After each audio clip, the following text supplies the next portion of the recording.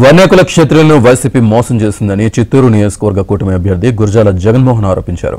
2 ఎకరాల భూమిని ఇస్తున్నట్లు తప్పుడు పత్రాన్ని అందించిందని మండిపడ్డారు. టీడీపీ ప్రభుత్వ హయాంలో కుల సంఘాలకు స్థలాలు కేటాయిస్తే పట్టాను కుల సంఘాల పేరుతో ఇచ్చేవారని అన్నారు. వచ్చే ఎన్నికల్లో వన్యకుల క్షత్రియులకు టీడీపీ అండగా ఉంటుందని అన్నారు. నాకు ఇచ్చిన ఈ బాధ్యతని కూడా ఈ జిల్లా వ్యాప్తంగానే కాదు రాష్ట్రంలో కూడా మంచి పేరు తెచ్చుకునే విధంగా నేను ప్రవర్తిస్తాను.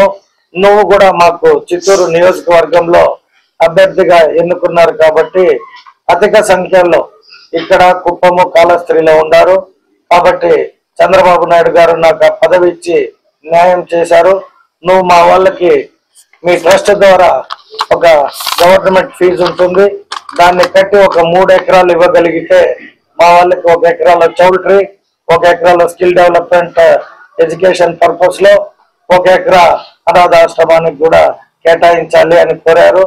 వారు కోరుకునేది ప్రజల కోసం, వాళ్ళ కుల డెవలప్మెంట్ కోసమే కాబట్టి నేను అక్కడే మాటిచ్చాను.